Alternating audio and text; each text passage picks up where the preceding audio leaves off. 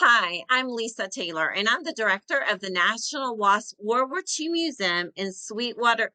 Wait, no, we are not a museum for flying insects. No, we represent the women Air Force service pilots of World War II. These women were the first female pilots to ever fly for the military. That might be hard for some of you to believe, right? Because you see women flying in the military today.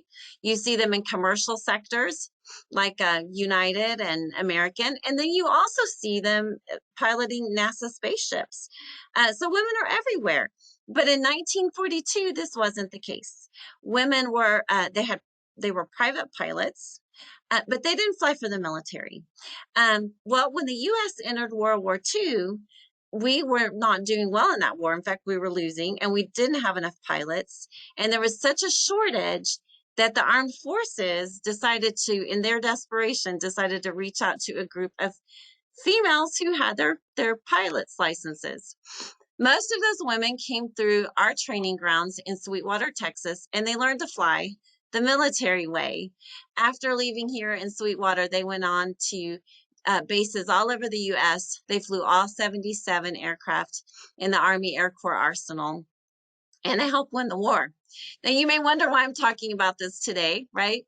Well, the reason I'm talking about this today is we're proud of these women who opened doors for all of us. And today, you're going to meet a pilot named Courtney, who is in the military and flies for the military. They opened doors for her, but they even opened doors for me to come and be director of a museum like this. So we wanted you to have that before we got into the lesson. So here is my friend, Courtney. Hey, how you doing? My name is Major Courtney Voodoo Vitt. Now you might be asking, what's the voodoo in your name? It's a call sign. In the military, we have call signs on the radio instead of saying our actual name. So my call sign is Voodoo, and we'll get a little bit into that further in this lesson. But I wanted to give you a little bit about me. You heard the background about the WASP pilots. Well, this is my story. I graduated for the United States Air Force Academy in 2011. That's a picture of me on the left, as you can see. I fly the C-17, which is on the bottom of the screen. It's a big aircraft that transports not only cargo, but people, and we can airdrop. So that means people can jump out of the back of our plane, as well as we can drop cargo out of the back of our plane. If you've ever seen Transformers, we drop a transformer out of the back of our plane, which is pretty cool. The middle photo is really special to me. That was an all-female crew that I got to fly to Afghanistan with. We had a lot of fun. We had 2 pilots that were females and 2 load masters. The load masters are the ones that are in the back helping us load the aircraft, and there are additional crew members. As you can see at the bottom, they have the coolest job. That's me and my load master sitting at the back of our ramp in Australia, whale watching. I've got to travel the globe in the C-17. Maybe that's why it's called the Globe Master. The top right is a picture of me flying. That's where my favorite place to be is. I love sitting at the back of the ramp, but my favorite place is to be at the controls flying the aircraft. And then the bottom right is my niece, Nora. She wants to be a pilot one day too, and I wanted to share that with you because that is her favorite thing, to go to the airplane and see it fly in the air. So now that I talked a little bit about myself and you know my background, I'm going to teach you a little bit about flying and about math itself. So I wasn't the greatest at math, but I really enjoyed it. And the math that you do today is actually the same math that I do flying an aircraft. And you can be like, how does that work? You don't do the same math as I do. Like, I do basic algebra, subtraction, division, and you fly an airplane. Well, let me tell you, pilot math is not that hard. It's more fun. So I want to give you 2 lessons in the math that we do. The first one is the 60-to-1 rule. And this is something you could also use driving a car. How it works is there is 60 seconds in a minute, and there is 60 minutes in an hour. So anytime we divide a number, it's going to be by 60 because it's either nautical miles per hour or nautical miles per minute. Nautical mile is very same to miles per hour. If you think about it, like driving a car, we just use nautical miles because it gives us the distance in the air. We can go straight to a point. So when I am going a ground speed of 60 knots in a small plane, and I look over that, how many nautical miles am I getting per minute? Well, 60 knots divided by 60 seconds equals 1 minute. So 60 divided by 60 equals 1. Easy enough. Now, let's look at this. I'm going 120 knots. So how many miles am I going in 2 minutes? I go 120 and then 60 times 2, which is 2 minutes.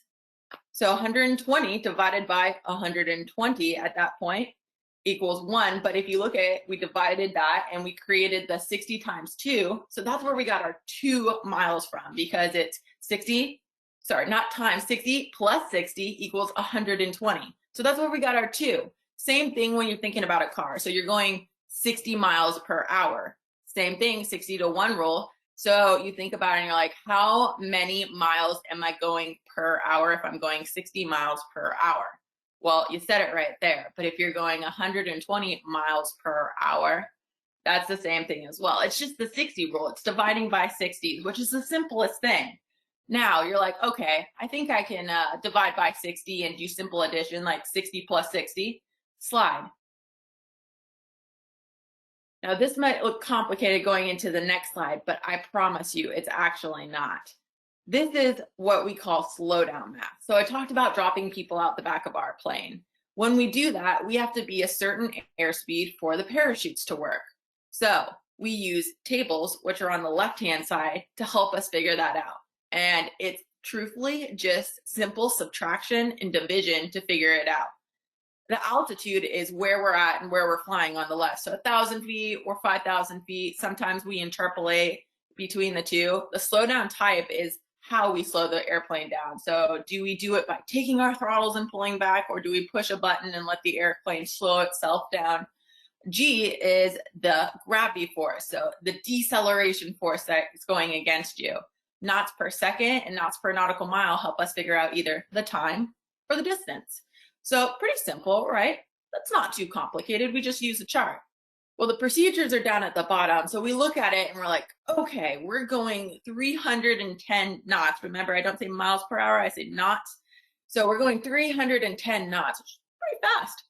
And I want to get to 240 knots. So I go 310 minus 240. Simple pilot math, right?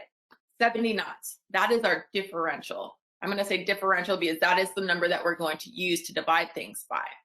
And say I want to figure out my distance that I want to slow by. So I'm going to be using that knots per nautical mile side. And we'll say we're at 5,000 feet as well. So doing that, I'm going to say that my distance is going to be calculated by a panel slowdown. So a panel is, no kidding, just pushing the button. So 21, if you look at that chart, 21 is the number I'm looking at because I go the 5,000 column at the bottom, I go all the way to the right to knots per nautical mile with panel, and that's 21. So I say, cool. How do I figure out how far in advance I'm supposed to slow the aircraft down to? I go, all right, we already figured out I'm going to 310 to 240. So simple math, differential, 70. And then I divide that by the 21, and that equals 3.3 nautical miles. So 3.3 nautical miles before where I'm supposed to drop my people, I push the button and we slow down. So right over that spot, I am the right airspeed and people come out the back or things come out the back. And what does that look like? Slide. Boom. That's what airdropping looks like. It is the coolest feeling. My loadmaster sits back, I give them the green light, and then at the end I hear load clear, which are the coolest words ever. So now that you know a little bit of simple pilot math, which is truthfully just subtraction, addition, and division, simple math that I can even figure out on the ground, I'm going to teach you a little bit about the aerodynamics of how we fly. Now my call sign is voodoo, right? So there must be some magic involved. This is how planes fly. Magic, magic air, more magic, a lot of magic at the bottom. Okay, I'm just kidding, but seriously, it's very similar to that. Slide.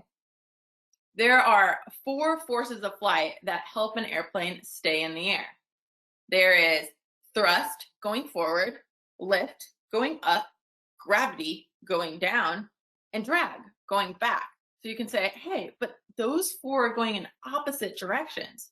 You're right. Slide.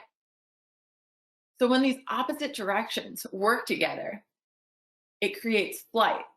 Drag is the sum of all the air molecules resisting an object in motion. So there's air everywhere, and it's thicker towards the earth and it's thinner up higher in the atmosphere. So as a plane goes, it needs to go a little bit faster the higher it goes to get more of those air molecules flowing over the wings. That's how we actually stay in the air. So the drag is the sum of all the air molecules resisting an object in motion. You know, when you go really fast and it gets really windy and you have a big coat on, and it's harder to run in that versus if you just have like a t-shirt and shorts on and you feel super fast. That's because you have more drag because of that big coat. Thrust is really the opposite of this. It's the energy which pushes our body forward in motion. So thinking about running, the thrust is produced from your legs. You are your own thrust. In the airplane, the jet engine produces our thrust. Today we're going to be doing paper airplanes, and our muscles, our arm is going to create the thrust going forward. Gravity, which is a constant among everything, it's the force which pulls everything down towards the earth. So gravity is always working against us. If I sit here and I drop my pencil, it's going to hit the ground, and that's because of gravity. Lift is the opposite of it. It's the force which opposes gravity. So it's what pushes us into the air. And when all these four forces are balanced together, it creates flight. Now you're like, how does lift and gravity work against each other? Well, slide. I'll tell you that one too. It's something called Bernoulli's principle. Bernoulli's principle is where the air moves fast over the top side of the wing and slower over the bottom. You can be like, how is that? Well, if you look at a picture of these wings, especially in normal aircraft, the top of the wing is just a little bit more curved than the bottom. So the air has to move faster on the top to catch up to the bottom air. So it goes fast and then the bottom air goes up through it. So what that does is it creates a different pressure system. The fast air moves on the top where the bottom air has less distance to travel under that wing. So it has to go fast on the top, slow on the bottom, and then that creates a pressure differential. There's less pressure on the top because the air is moving faster, and there's more pressure on the bottom because the air is moving slower. So on the right, you can see when the speed of a fluid, so this works for both air and water, is low, the pressure is high, like I just described. When the speed of a fluid is high, which is on top, the pressure is low. So the faster that the air flows across the surface, the lower the air pressure. Well, things like to go from high to low pressure. And as you can see, the low pressure is on top, the high pressure is on bottom. So that creates the upward motion of it. This is the same when an airplane is flying. So it goes faster through the air because of thrust. It has less drag because of the aerodynamic design. And then the pressure that is created, the differential, is what forces it and keeps it into the air. Now, we're not going to really create that bend in the wing today when we're doing our paper airplane. We're going to be doing more of darts and gliders, but this is how on commercial aircraft you can see a slight bend in the wing, and this is how they stay up in the air instead of just gliding down, because they have those thrusts from the engines putting it forward, and they have the pressure going over it. This also works with the paper airplane too. Slide.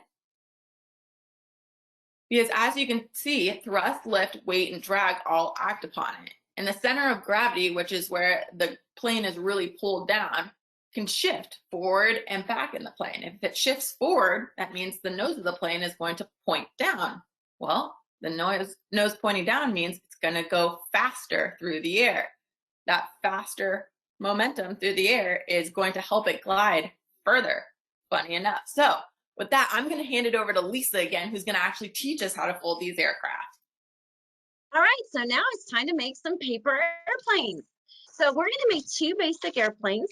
We're going to make your classic dart, and we're also going to make this cool paper airplane. And you'll notice a big difference in how they fly.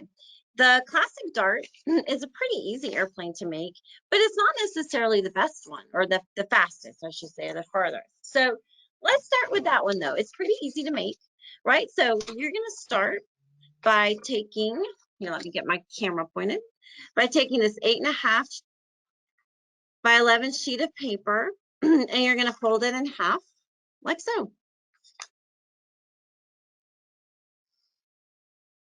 And then you're going to open it up to the center line, and you're going to bring this corner right into the center.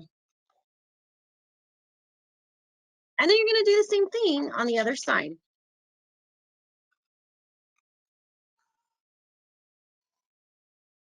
Right? So it should look like this at this point, right? You have two triangles. All right, so let's put it back down. And you're going to now bring in this corner into the very center.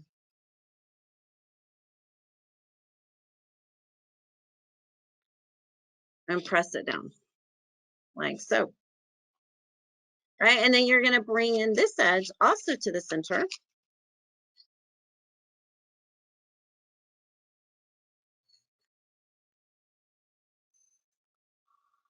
Like this.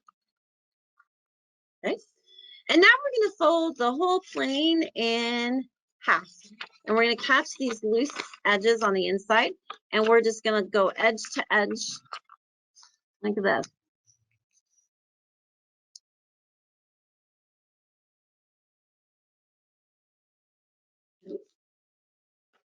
So here we go, like this.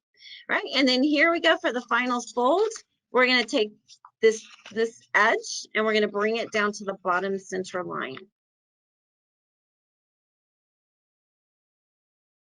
So, and you want to try to get these lines as creased as you can. So I use my fingernails, but you could also use any kind of straight edge, right? So then we have it here. We're going to turn it over and again take this tilted edge and we're going to bring it down to the center.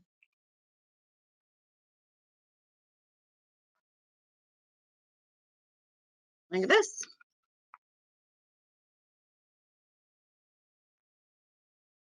And here's our classic dart.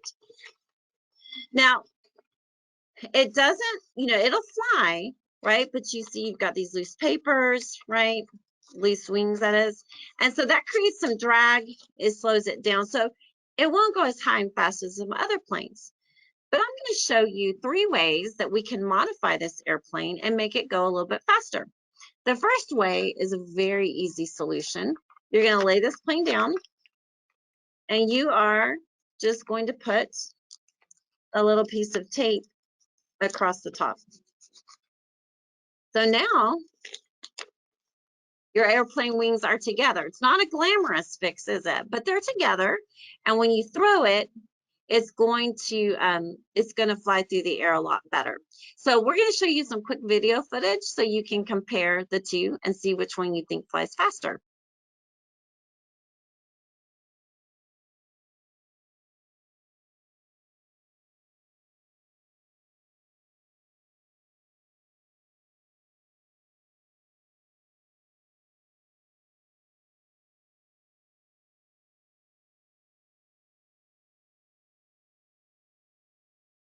Okay, so for our next fix,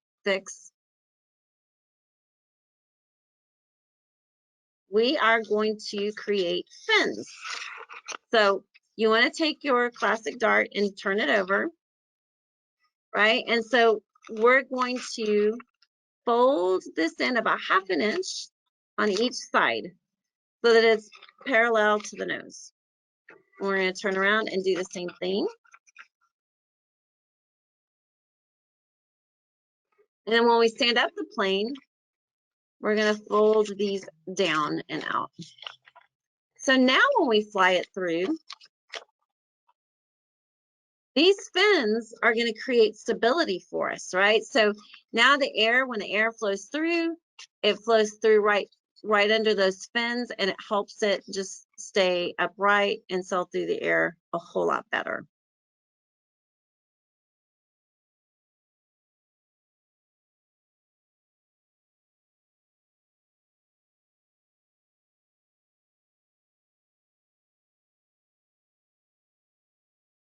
All right, and then our last fix is a little more different. So let's quickly go through those first steps of the classic dart. On this one, we're going to change the nose. Right, so I'm not going to explain all these parts of the steps because we've done it before. You can always go back in the video and look at that again.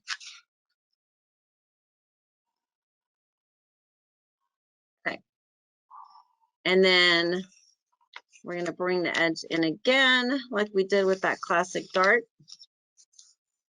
on both sides.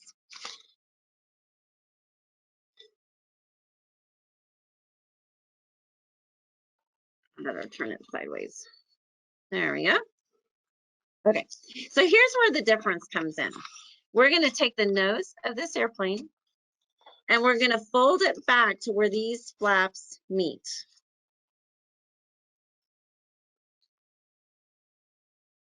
Like this.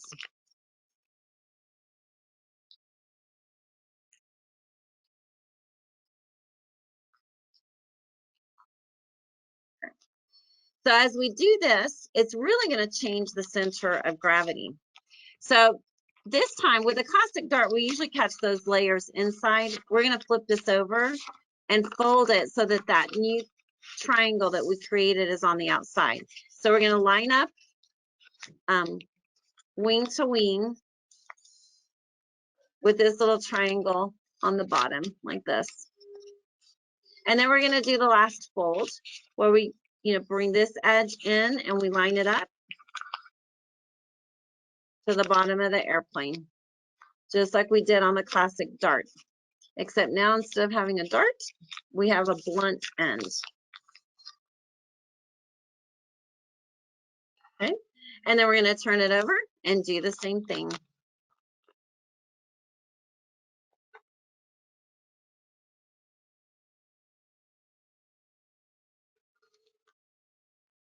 And there it is. So for this plane, what's cool, it creates a locking mechanism that's going to keep all these loose papers together. And then, like I said, it's going to change the center of gravity, right? So when you sail it through the air, the nose wants to go down, right? But it's going to change the pressure that goes over and under the plane, and it's going to help it go further. Let's show you some let's show you some video footage on that so you can see the difference.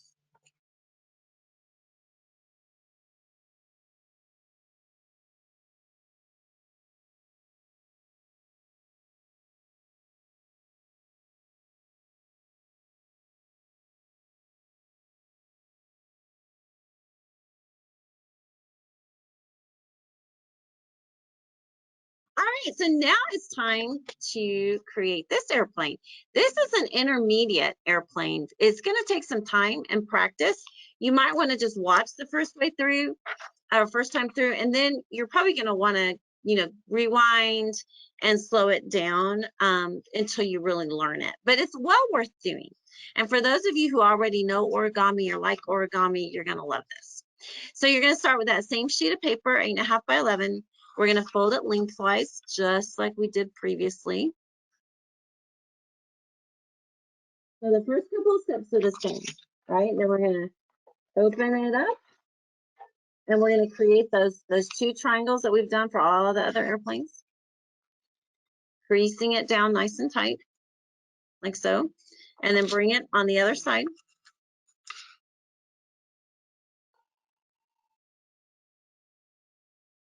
Right? All right, and then here's where it gets different.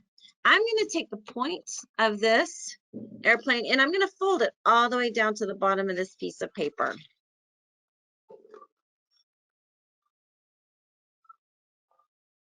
And crease it down.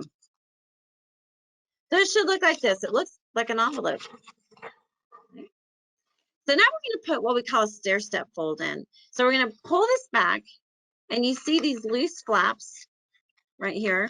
That's going to be your fold line where those flaps are. And so lightly, you want to lightly crease it and then flip it over and make sure that the fold lines up all the way through. That's an important step. So mine does. So now I can go ahead and give it a nice good crease. All right, now we're going to build the wings, and this is where it gets a little bit different. So with the classic dart, right, we brought this in. We brought this edge into the center, and that's still what we're going to do. But as we do that, you see this kind of pocket, right? We're not going to crease that down, at least not yet. So we're gonna bring this into the center, and I'm going to crease it to about 1/2 inch above this pocket. And once I get to this point, this is how I'm going to change the angle of the plane. I'm going to use my finger to try to expand or change that angle, expand the paper and change the angle like this, right? So this edge, mine's a little bit off, but this edge should be parallel to the bottom of the airplane. And then I'm going to do the same thing to the other side. I'm going to bring it in, but I'm going to leave this pocket loose. So I'm going to turn it sideways so I can get the best grip. And I'm going to crease it down to about 1/2 inch above that.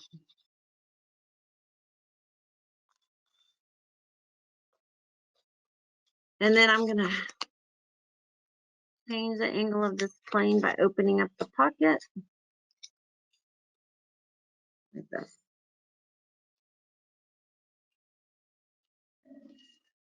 Right? So here you can see these lines of the flaps are parallel to the bottom. Okay. So we're going to make now a locking mechanism to hold all this together and hold it down. So you're going to take this edge and you're going to bring it back and you're going to line it up to this edge. Get a good tight crease. And then what you're going to do is you're going to take this and you're going to tuck it under all the layers, right? So it's easier for me to turn it upside down and tuck it in. Remember to get all the layers. This definitely takes some practice. You want to get everything creased down as good as you can, tight, tight, tight. Okay. All right, and then you're going to do the same thing on the other side. You're going to take this corner and you're going to bring it up and crease it down.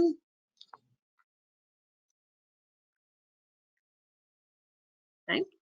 And then you're going to flip it under and tuck it in just like we did on the other side. So again, it's easier to turn it upside down and tuck it in.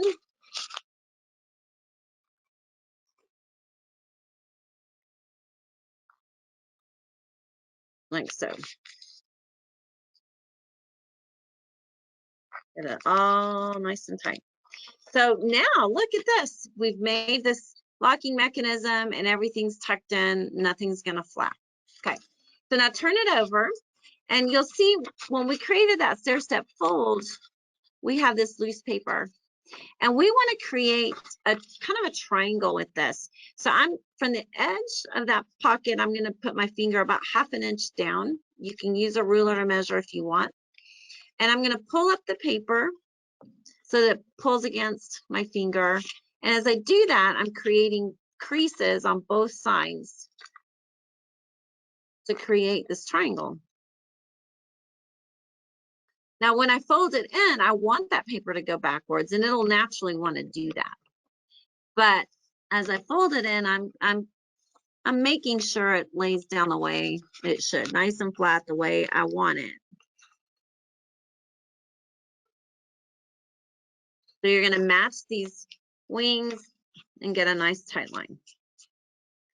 Now, in the past, when we did that final fold for the wing, we take this edge and we match it to the bottom edge. We're not going to do that this time. We're actually going to line it up to the middle of that triangle that we just created. So you're looking to get sort of right to the center. So you'll see this creates a triangle right here. And we want it to be at the base of that triangle.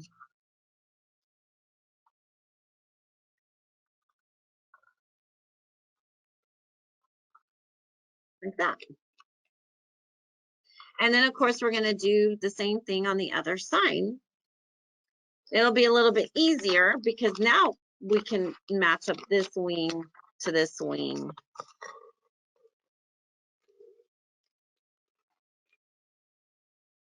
And you have to be careful on these last couple of folds. It's easier to tear that paper. And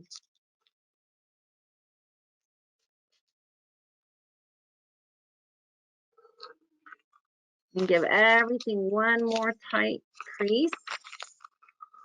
And here, you have this plane.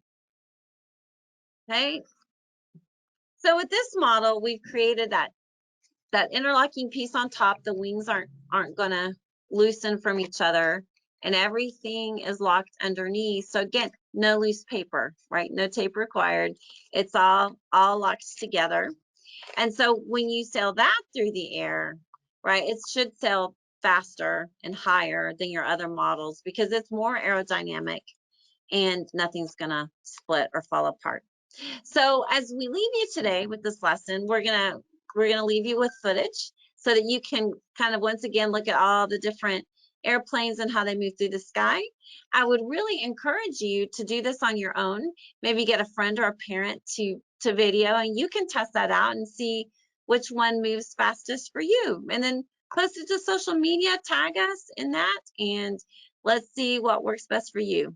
Thanks for coming today. We hope that you enjoyed your time with us. Bye-bye.